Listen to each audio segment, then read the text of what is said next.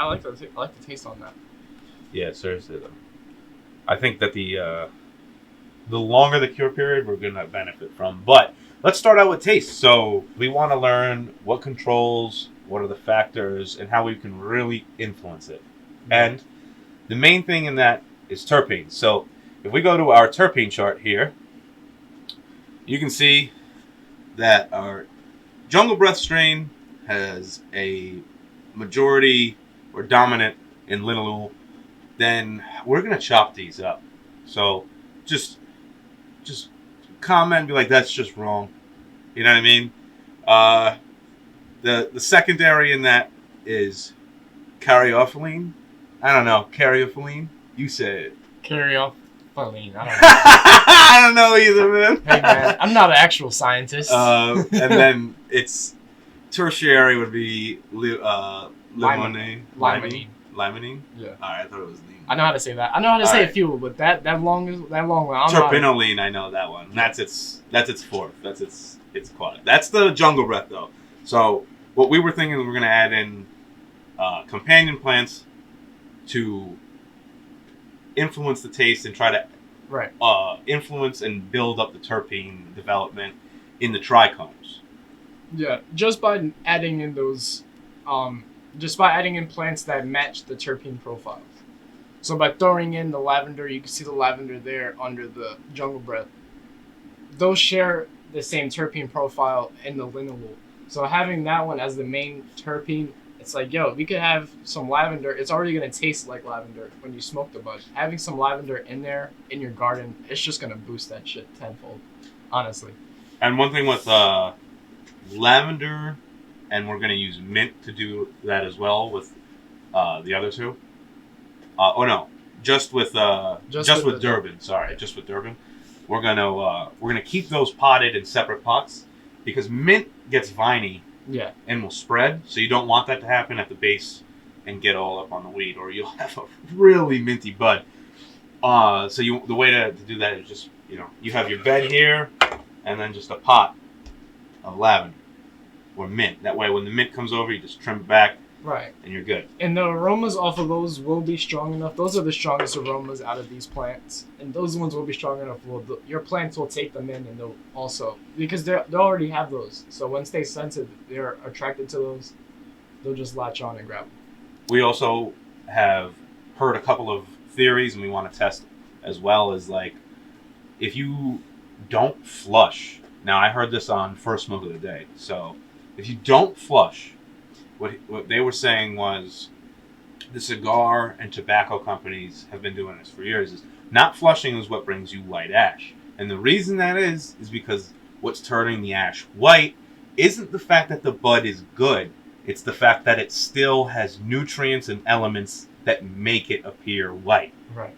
And it boosts flavor, the look, and all that. Yeah. So everything that your terps are giving in the nutrients that they have, it's being retained in that smoke, and that's what's keeping the ash white. So that's definitely one thing that it's like, yeah, why not give that a try? Because you don't have to do it for all of them. We could do a little test where it's like, yo, we'll flush these ones, we won't flush these ones on this side, and then give the actual comparison to see if we do get those results. Because if we don't get those results and it looks the same, maybe that's not what we'll do. You know what I mean? Maybe that's what somebody else got the result. But the other thing you have to keep in mind, though, is if you're going to do that, you have to make sure you're not using pesticides and things that are inorganic, or you will be taking that into your lung. Yeah. So you want to use organic nutrients, elements that humans take in. Now, you don't want to take too much. Stuff that's already in your body that your body produces. And it's always best to underfeed anyways. Right. So Carl actually brought us this one, which was the nail. You put the nail in the bottom of the stem to split it. Now, we actually saw that happen with naturally with two, which was Walt, and the trichome development was crazy after that. Yeah. Same thing with Katara outside. She had a really citrusy flavor compared to anyone else. I was going to say, that one, Isaac was able to determine that flavor. Just off smell. Just off of the, like, yo, open this up. What are you getting from that? And he was like, yo, I'm getting citrus. What is that? And I was like, yo, that's the number one terp profile on this strain. what the fuck, this is great. Yeah. So, yeah, maybe that tactic also, because it's like, we don't have to do it midway through flower, like it happened on accident. But it's like, yo, the last 2 weeks, give a little boom, let everything get in, because I'm not sure. Maybe it's the nutrients in the soil going through the root. I mean up through I the have stock. no idea. Yeah. I'm not sure of that one. I understand that because you are putting a puncture into the stem, it has to start to prioritize regeneration. Right.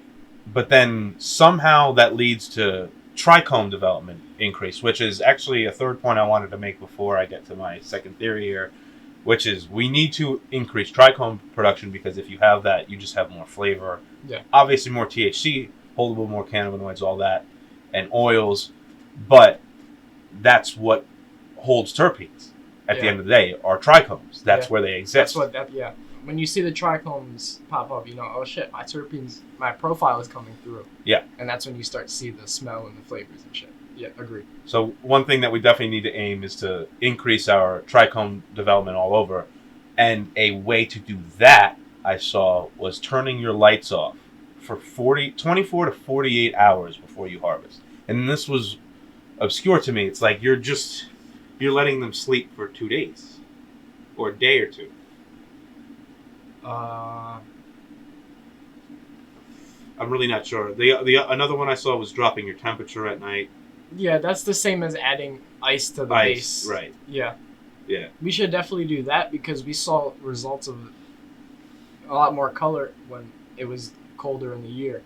Agreed. So maybe if we have some plants, we grow some autos, and the autos will be done halfway through summer. The autos are super bright and orangey and green. It's like, it's supposed to have some purple in here. You know what I mean? Ugh.